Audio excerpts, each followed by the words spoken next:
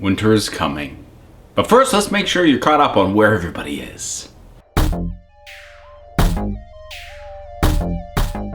Oathbreaker, Game of Thrones Season 6, Episode 3. Here's a reminder that I don't do spoiler-free anymore. Let's get to it. I'm not actually sure how this review is going to turn out. It may run short or it may run more negative than I actually intended to be, because by and large, there's actually nothing wrong with anything that we are shown in and of itself. The episode as a whole is definitely the weakest of the three we've seen so far because, frankly, it's kind of boring. In a way, I kind of feel they did with this episode what they did back in Season 3 with the episode The Maiden and the Bear, with all they crammed every romantic subplot into that episode. I feel like in this episode, they crammed all the, okay, what's the just sort of general peace moving, little bit of political updating that we have to do. You know, the boring parts of episodes. Can we just consolidate all the boring parts from about 3 or 4 episodes, just cram them all in this one? And that's just what it feels like. I mean, everything is relevant, everything is moving things forward, everything is bringing you up to speed on something maybe you didn't know before, or pushes in the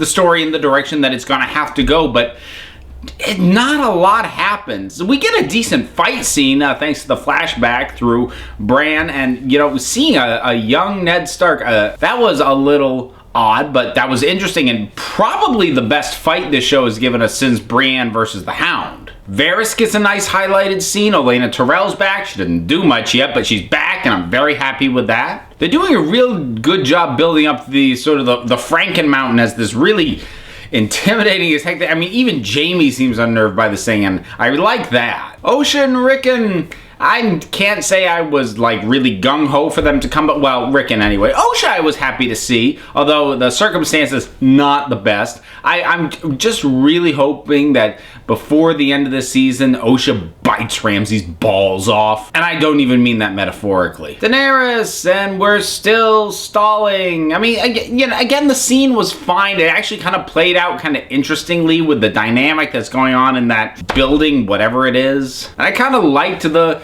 way the older sort of form, well, I guess she's still a Khaleesi, but, you know, the widow of a Khal, the way she interacted with Daenerys, the way she's like, yeah, I remember when I was like you. So, I mean, it's a decent scene, but again, it's just, God, how long are we gonna stall her? Something else I liked Jon coming back and it just being very matter-of-fact about it, not dragging on it too long, and we just get everybody's reaction of, okay, so we're gonna deal with this now. The traitor's hanging, it was fine, made sense, was earned.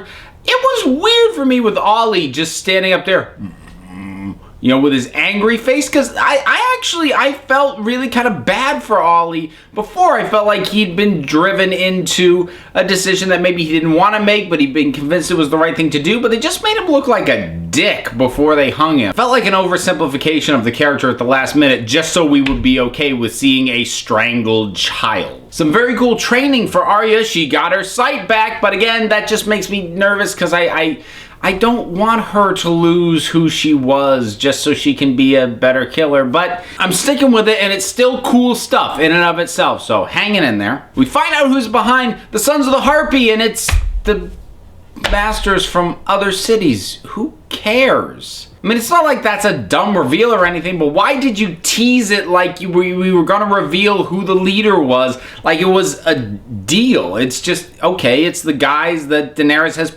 pissed off as she's been conquering the land. Yeah, that makes total sense. Why were we making a thing of this? High Sparrow still just being great at doing what he does. In the end, I think I need to default to Tyrion on this. I think his scene and his attitude just sort of summed up my feelings about the episode overall. I was like, I'm kind of bored. I think I'll drink. Again, nothing really wrong with this episode, it's fine, but this is not an episode I would ever go back and like spot watch just this one episode for the fun of it. Yeah, it's not like I'd skip it if I rewatch this season, but there are certain episodes you go back to because you really want to see that episode again. This one, this is not that. It's not bad, there's nothing wrong with it, it's functional, it moves the story forward, but that's about all it does. So what were your thoughts on this latest episode of Game of Thrones? Whatever they were, drop something down in the comments and let's talk about it. Do not forget to like and subscribe. Follow me on Twitter at Council of Geeks. Check out the Council of Geeks podcast on iTunes and Stitcher. And until next time, this council is adjourned.